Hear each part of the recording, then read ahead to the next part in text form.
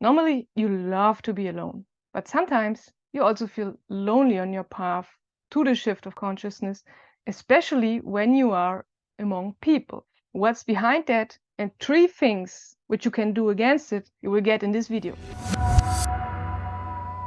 On your path to the shift of consciousness, you already know that often it is so that the more people are around you, the more lonely you feel. And psychology and other sciences try to pull you in boxes, like you're an introvert, you're a high sensitivity person. I also made separate videos about that. And the closer you are to the shift, the bigger the problem becomes that you feel separated or even alienated from people. But when you are alone, everything's fine. And when you are very connected, when meditation works well in phases of this, times of good meditation, then it doesn't matter for you when you're among people and you just follow your path. And when there are phases where you wish to be alone, then you follow them and then you try to take a retreat whenever and wherever you can. Also, research says that being alone is very important. It's a big part of your development of consciousness. Carl Jung, the famous psychologist, says that it's essential to be alone. And also famous monks from Buddhism and so like Thich Nhat Hanh also says that it is unavoidable and very important to be alone and to develop. And even the Dalai Lama says that you have to learn to be independent from others. It's a very big life lesson to learn, which most people on this planet never learn because they love to be in their societies, they love to be entangled, they love to have their recognition from others, and they are not willed to learn to be alone and to learn to be independent. And they suffer from that, but they don't consider why they are suffering because of this entanglement. And so they don't overcome this. But you already overcame this or are on the path to overcome this. And therefore you are here. You can also say there is kind of a yearning, a desire in you to be alone. Meister Eckhart is talking from a seclusion, which is very important and which actually means the same like Carl Jung, Thich Nhat Hanh, and all the others say. And I want to encourage you with that. So on the one hand, the seclusion, the isolation, is necessary and very important on your path to development. Research and religions and all other philosophies also say that this is important. And on the other hand, you also want it. You have the need to be alone. You love it. Especially when you are in the dark night of the soul, also there is this need to be alone. And it's on the one hand from your side, and on the other hand, also research and all the others say that's important. So just do this. And to make it clear, I have brought a picture for you, a picture from the nature. For the comparison with an aspect from the nature, we take the development of a butterfly.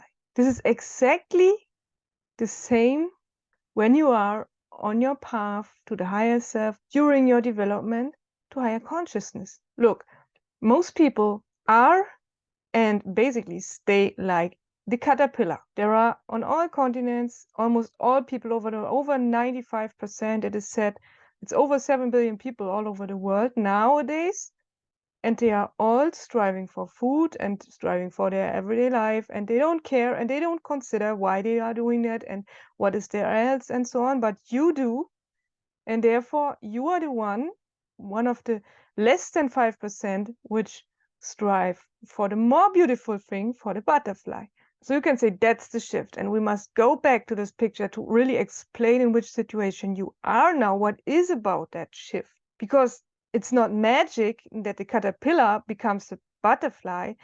There are steps in between. The caterpillar glues itself, or there are several ways the caterpillars do it. It differs from the several sorts of caterpillars and butterflies, how they do it. But they, first of all, isolate in a cocoon. And that's your current situation when you are, for example, in the dark night, or when you are on the development of your consciousness and you suddenly prefer to isolate.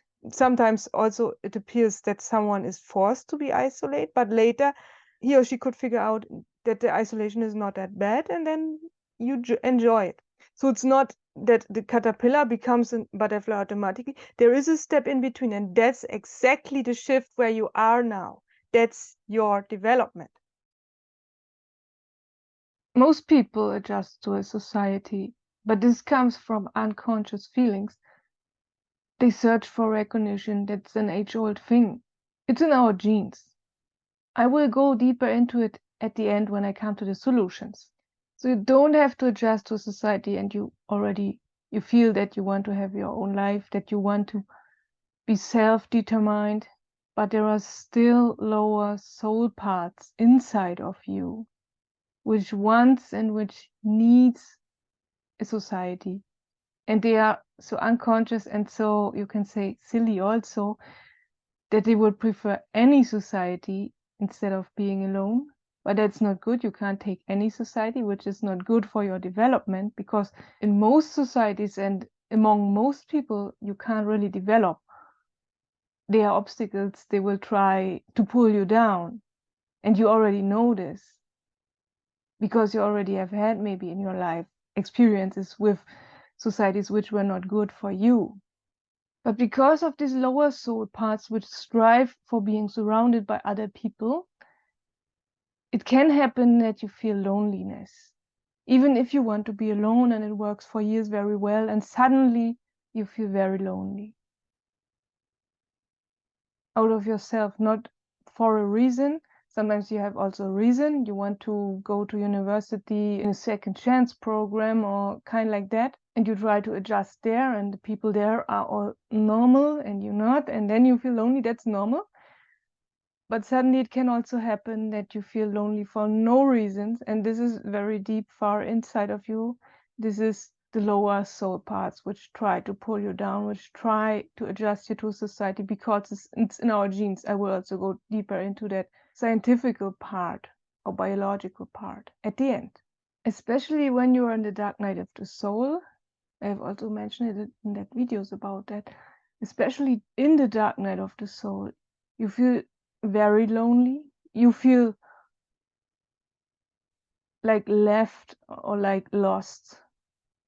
Sometimes it can also happen when you have a partner or an ex-partner or certain friends which have been with you earlier and now they have other tasks or are in a foreign country or are not available in any kind. And then it can happen you project it on them, that you always blame someone.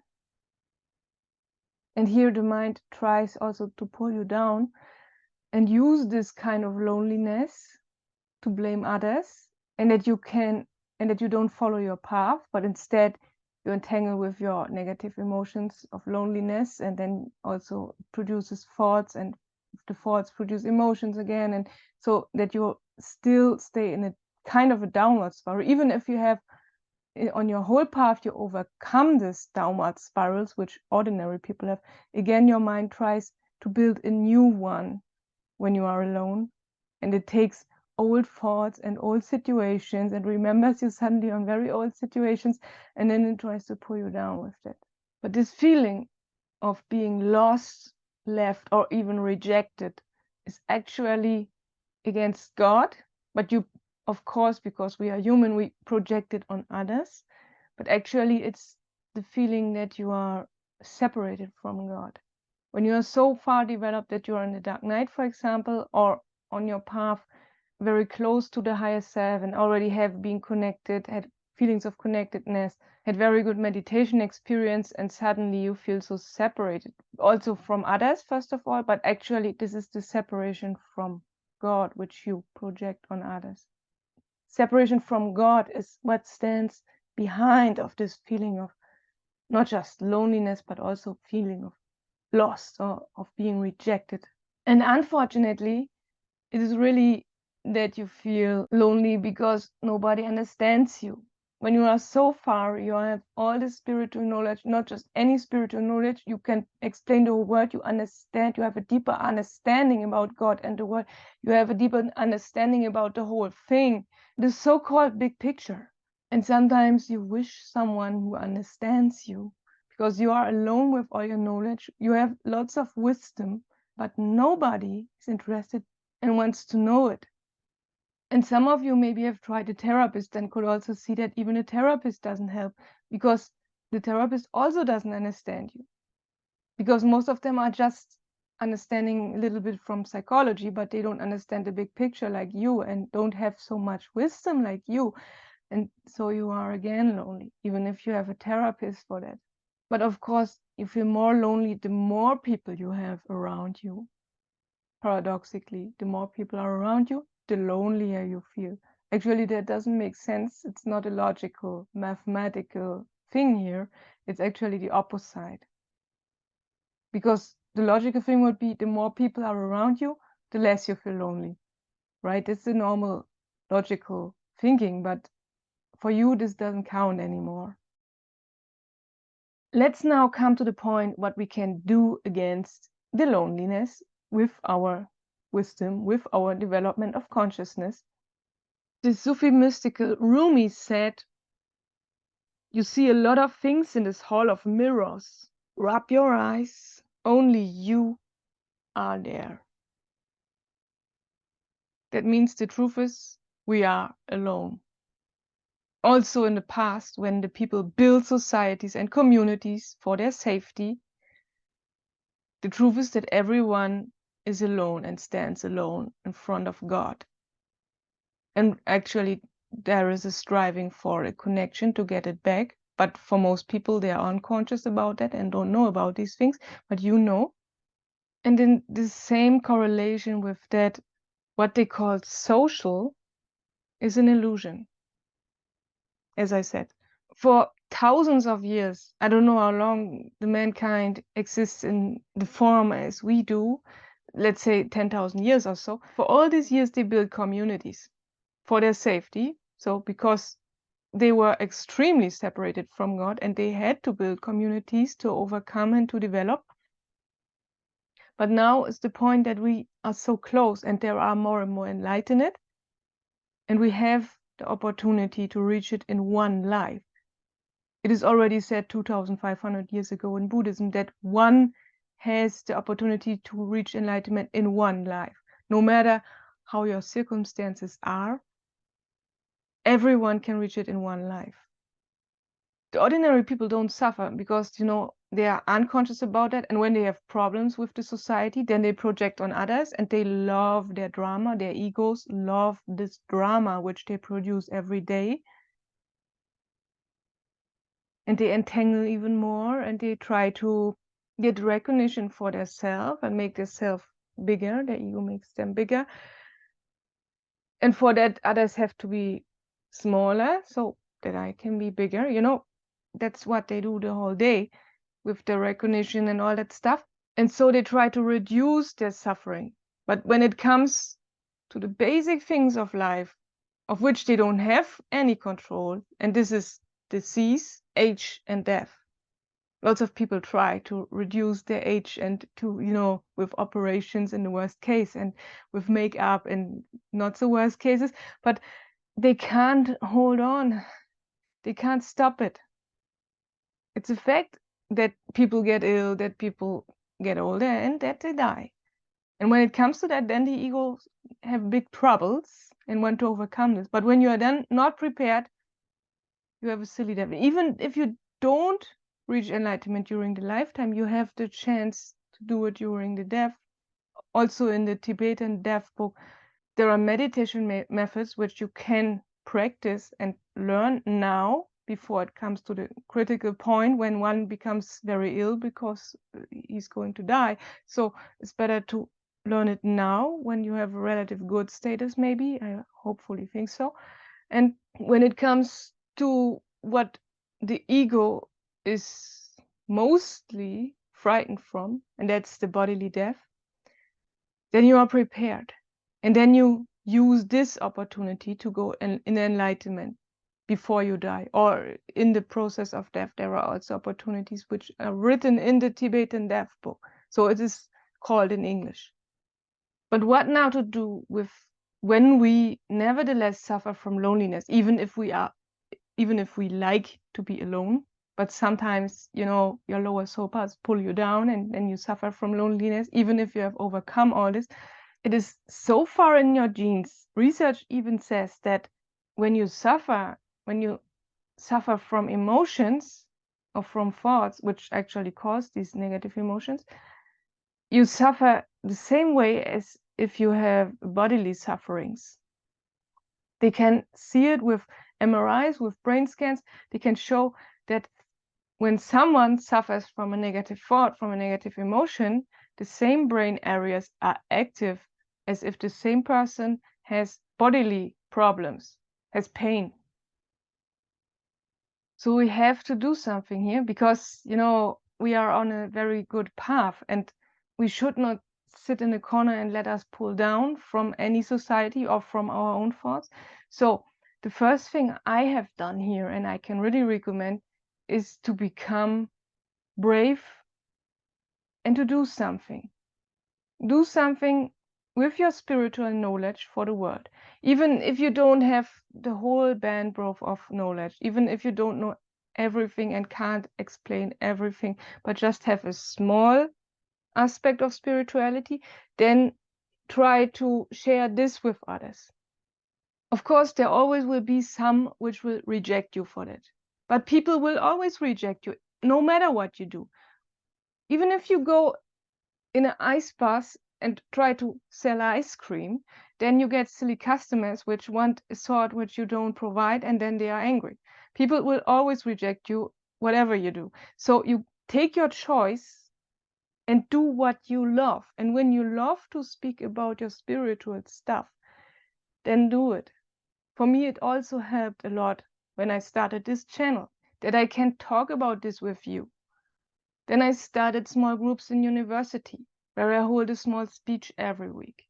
And later I started even to get money for that. I give longer lessons in a college for further education. And now even the people pay money to listen to my depth psychological background about meditation. So make the best from it. I don't want to say money is the best, but this is just besides. I wanted to show how far it can go. But it is already enough to speak in such a channel or to speak with anyone, because you will always get followers.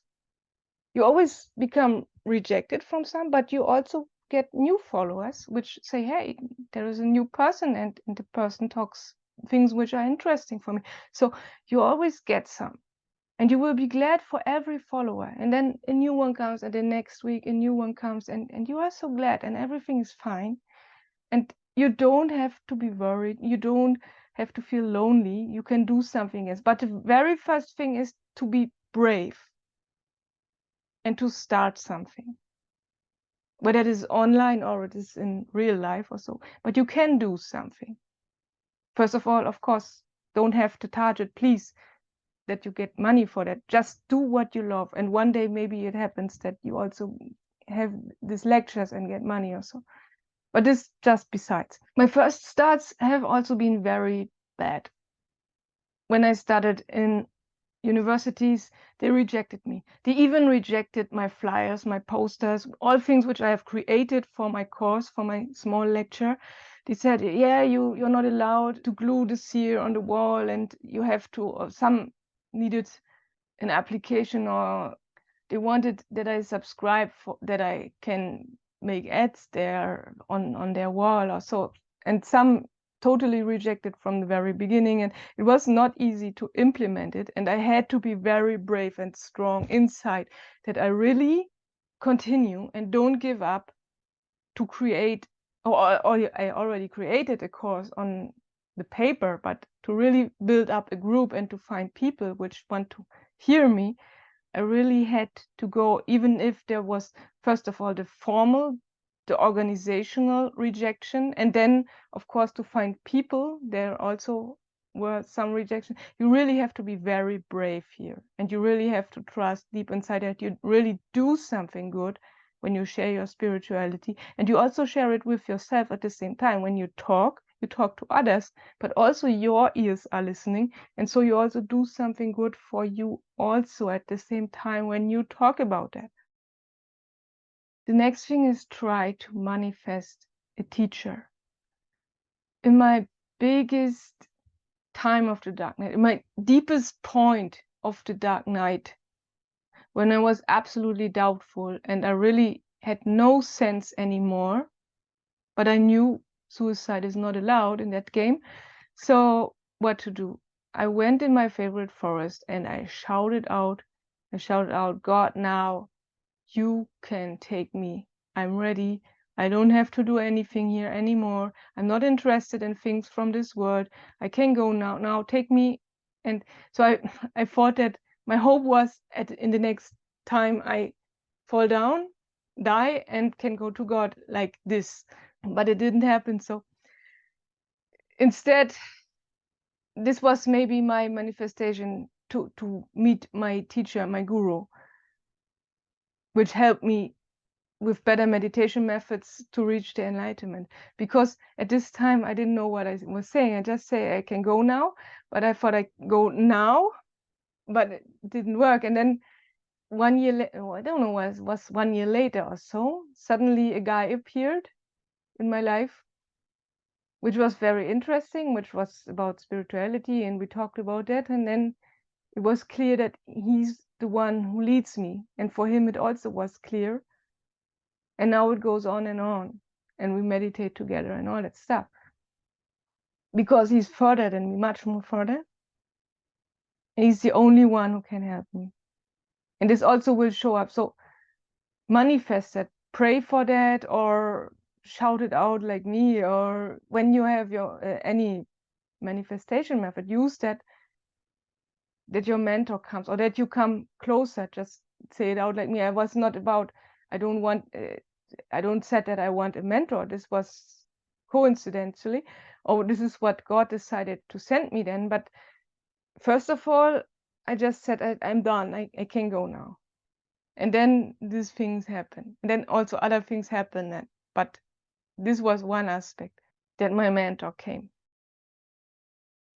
And the third and last aspect is that you go to the inside, to your inside, that you take the right meditation methods. And I will also reveal some here on this channel, which are much more effective than the normal meditations, than any meditations. There is so much stuff about meditation on YouTube and on other platforms, but you can take these meditations and this will bring you sleep or inner peace and everything. So it's fine, but it doesn't bring you to the highest target, because you need more inner meditations which build up the energy, the spiritual energy. There is kind of an energy. Some people also talk from religions from earlier times about the Kundalini snake, which is responsible for that energy, and or chakra meditation or so. This goes in the direction, also Vipassana meditation. So there are some things from religions which can help, but we could also describe it with ordinary words. We don't have to make it so religious, because it's a thing from consciousness. Consciousness is independent from religion and from anything actually. But the religions try to be responsible for the consciousness. But nowadays, most people are too intelligent and don't believe in religions anymore, and so they don't make use of the good meditation methods. But we will talk about it, that you can also make a great use of that. So have a good time. See you next time. Bye.